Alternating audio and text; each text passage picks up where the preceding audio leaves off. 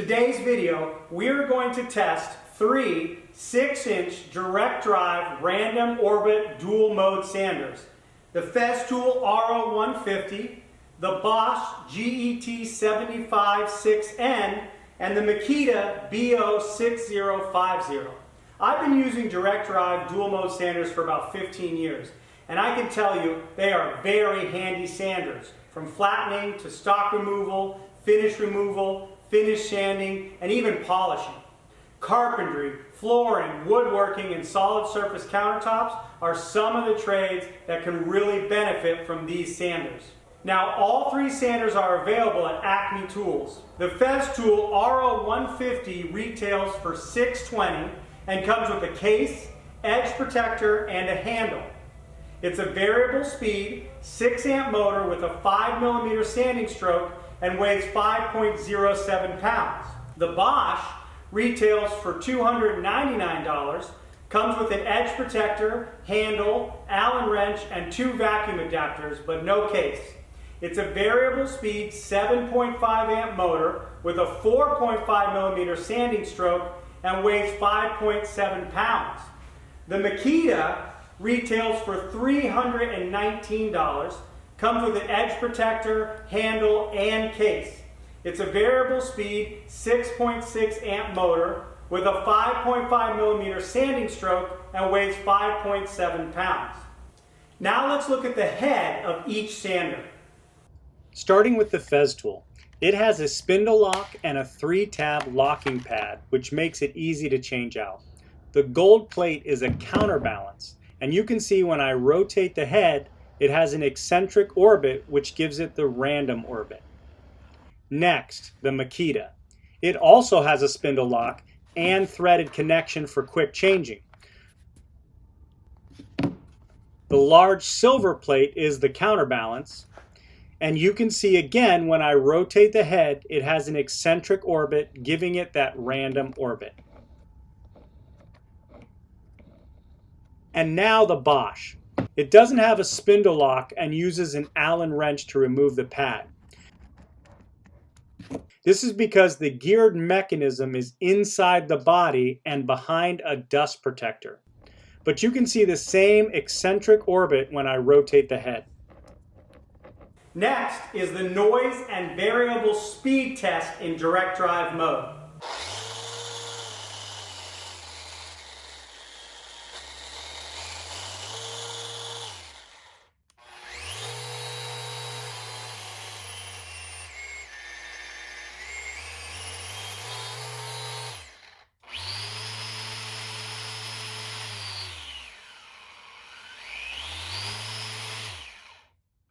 Then the full speed in random orbital mode.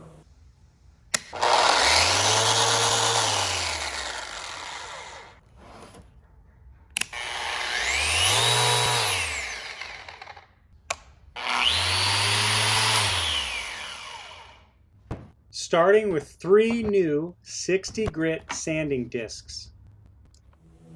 Now let's do some testing. We'll be doing 4 tests.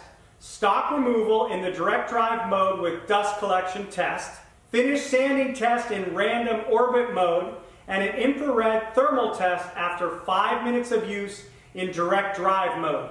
Starting with the 1-minute stock removal test, we'll weigh the piece before and after each test and wipe the wood with a white towel, testing the dust collection. Starting weight of this maple slab is 6 pounds, 15 ounces. And we are starting with the Festool. It ran smoothly and removed the pencil marks quickly, leaving very little dust behind. Removing 1 ounce in 1 minute. New weight is 6 pounds, 14 ounces.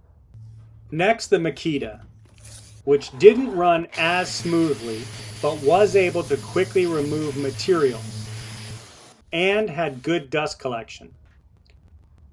Also removing 1 ounce, and the new weight is 6 pounds, 13 ounces. Next, the Bosch, which ran the smoothest out of all 3 sanders, quickly removing the lines and had good dust collection. It too removed 1 ounce of material. Now the finish test in orbital mode.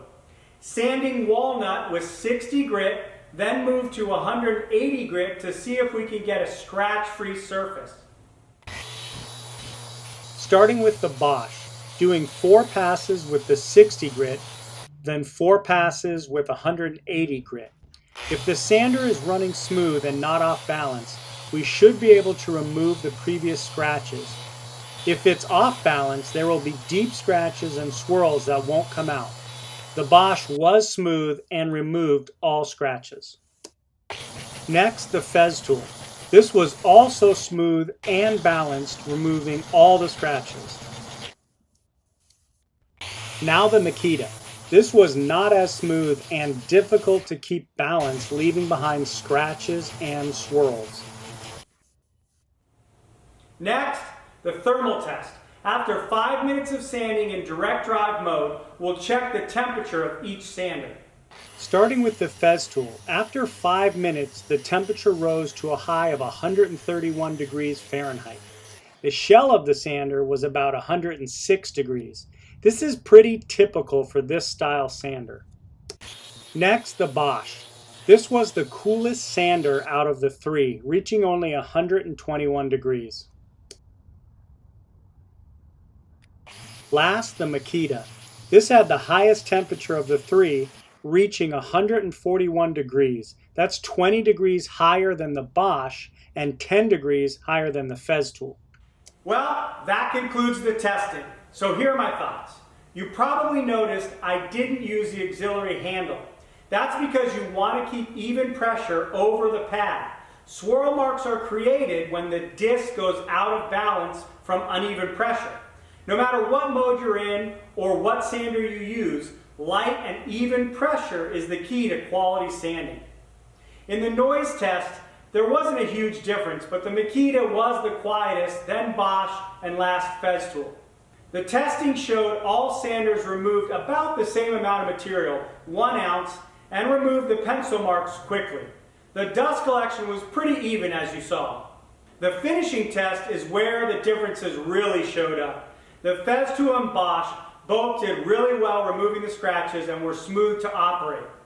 This is where the Makita really fell short and was not easy to keep the sander balanced. This causes uneven pressure and leads to deeper scratches and swirl marks, which didn't come out. Part of the issue with the Makita is in the design. You can see both the Festool and Bosch stay upright when resting on the table, and the Makita falls backwards. This imbalance definitely affects the operation of the sander. For me, it would be between the Festool and Bosch. The Bosch was definitely the smoothest sander and had a lot of power. At only $299 compared to Festool's $620, it's almost a no-brainer. But Festool does offer a 3-year warranty over a 1-year warranty with Bosch, and the Rotex has a track record of holding up, while Bosch is a newer item. So I leave the choice up to you. Thank you for watching. Hit that like and subscribe button, and I'll see you next time.